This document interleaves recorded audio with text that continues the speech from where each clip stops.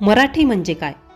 हा प्रश्न साधा आहे, पण उत्तर मात्र खूप मोठं आहे. मराठी ही फक्त संवादाची भाषा नाही, ती आपल्या आईच्या कुशीतून ऐकलेली पहिली हाक आहे. ती आपल्या अंगाई गीतातली माया आहे. ती जात्यावरच्या ओवीतलं जीवन ज्ञान आहे. ती संतांच्या अभंगातली भक्ती आहे. ती शाहिरांच्या पोवाड्यातला जाज्वल्य स्वाभिमान आहे. ती शेतकऱ्यांच्या रांगड्या हाकेतील मातीतला जिव्हाळा आहे. आणि ती आपल्या प्रत्येकाच्या मनात धडधडणारा अभिमान आहे. दरवर्षी 27 फेब्रुवारी हा दिवस आपण मराठी भाषा गौरव दिन म्हणून साजरा करतो. हा दिवस आहे महान कवी, नाटककार आणि साहित्यिक वि. शिरवाडकर म्हणजेच कुसुमाग्रज यांचा जयंतीचा. कुसुमाग्रजांनी मराठी भाषेला केवळ शब्दांची नव्हे तर विचारांची ताकद दिली. त्यांच्या लेखणीतून मराठीने स्वाभिमान, क्रांती, मानवता आणि संवेदनशीलता शिकवली.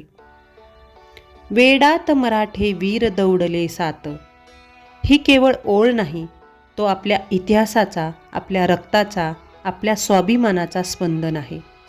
म्हणूनच 27 फेब्रुवारी हा दिवस आपल्या भाषेच्या सन्मानाचा, जपणुकीचा आणि अभिमानाचा दिवस आहे.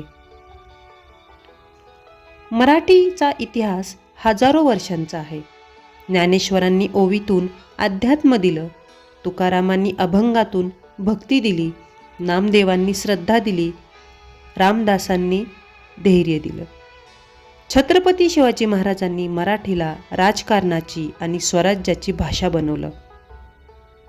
मराठी केवळ घरात बोलली जाणारी भाषा नव्हती, ती दरबारात, रणांगणात, संतांच्या वाणीमध्ये आणि शेतकऱ्यांच्या कष्टात जिवंत होती. वि. शिरवाडकरांनी मराठीला आधुनिक विचारांची दिशा दिली. त्यांच्या कवितेत सामाजिक भान आहे, मानवतेचा संदेश आहे आणि सर्वात महत्त्वाचं म्हणजे मराठी असण्याचा अभिमान आहे.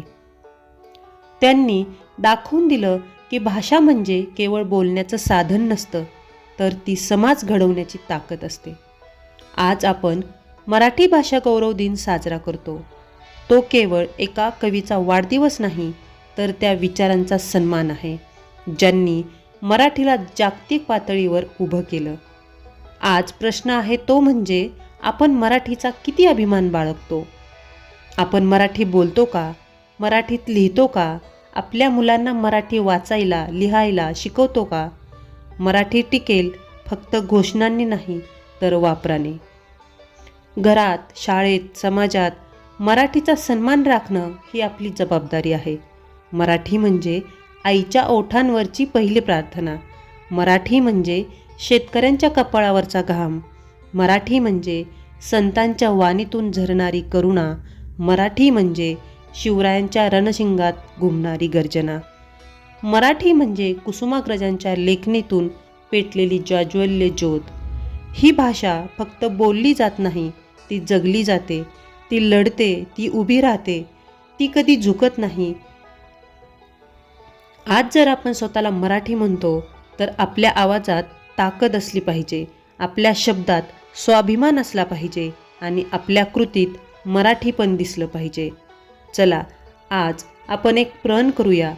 मराठी बोलताना कमीपणा बाळगणार नाही, मराठीचा अभिमान उंच ठेवू.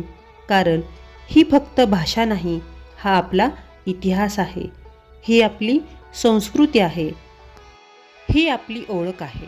आणि जोपर्यंत महाराष्ट्राच्या मातीचा सुगंध आहे, जोपर्यंत सह्याद्री उभा आहे, तोपर्यंत मराठीचा अभिमान जिवंत राहील. जय मराठी, जय महाराष्ट्र. धन्यवाद.